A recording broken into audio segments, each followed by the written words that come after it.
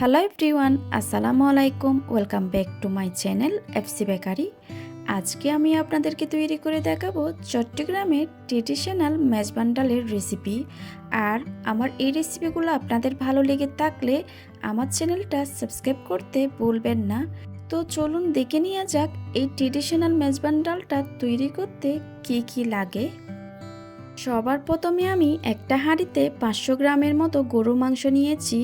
তবে চেষ্টা করবেন মাংসটা কম দিয়ে হাড় চর্বি একটু বেশি দিতে, তাহলে কিন্তু এই মেজবান ডালটা খেতে বেশি ভালো লাগে। এখানে আমরা কিছু গোটা মশলা ইউজ করব। প্রথমে দিয়ে দিচ্ছি 4-5টা ছোটো এলাচ, তেজপাতা দিচ্ছি 2টা, আমি একটু ছিঁড়ে দিয়ে দিলাম। 4-5টা লবঙ্গ দিয়ে দিয়েছি, 3 টুকরা দারুচিনি দিলাম। এবার দিচ্ছি 7-8টা মতো গোলমরিচ, আপনারা চাইলে এটা স্কিপ করতে পারেন।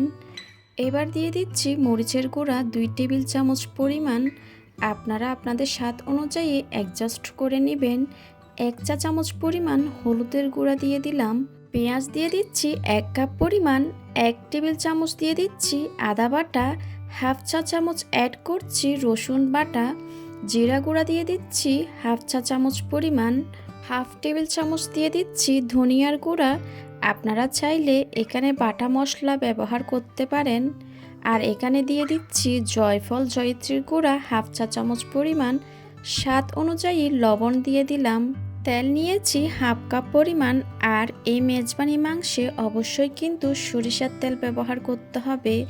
এবার সবগুলা মাংসের সাথে মশলাটাকে ভালোভাবে মিশিয়ে নিচ্ছি। মাংসটা ভালোভাবে মাখানো হয়ে গেলে ঢাকনা দিয়ে মাংসটাকে রান্না করে নিব প্রায় 10 মিনিট মতো। আর এই সময়ের মধ্যে চুলার আঁচ মিডিয়াম আর হাই হিটের মাঝামাঝি থাকবে। এই সময়ের মধ্যে দেখবেন মাংস থেকে অনেকটা পানি ছাড়বে। এবার এই মাংসটাকে পানিটা টেনে আসা পর্যন্ত মাংসটাকে রান্না করব। আর মাংসটাকে মাঝে মাঝে ঢাকনা তুলে নেড়ে দিতে হবে। প্রায় 20 থেকে 25 মিনিট রান্না করার পর দেখতেই পারছেন মাংস থেকে পানিটা টেনে এসেছে। তাছাড়া তেলটাও কিন্তু মাংস থেকে আলাদা হয়ে গেছে। যখন দেখবেন মাংস থেকে তেলটা আলাদা হয়ে গেছে তখন বুঝতেই পারবেন মাংসটা ভালোভাবে কষানো হয়ে গেছে। এবার দিয়ে দিচ্ছি আগে থেকে ভিজিয়ে রাখা ছোলা বুটের ডাল। আর এখানে নিয়েছি 1 কাপ পরিমাণ। আর এই ডালটাকে আমি 3 থেকে 4 ঘন্টা পানি দিয়ে ভিজিয়ে রেখেছিলাম। এভাবে ডালটাকে ভিজিয়ে রাখলে খুব দ্রুত সিদ্ধ হয়ে যায়। এবার এই মাংসের সাথে ডালটাকে আমি ভালোভাবে 8 থেকে 10 মিনিট পর্যন্ত কষিয়ে নিব।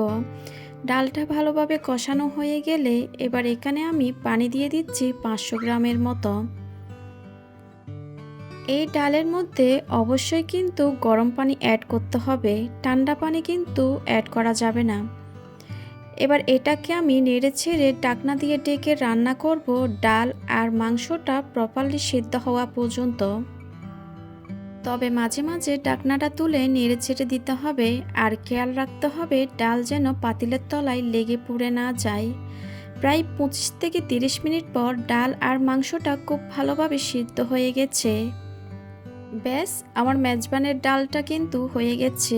এবার এটাকে আমি পরিবেশন করব।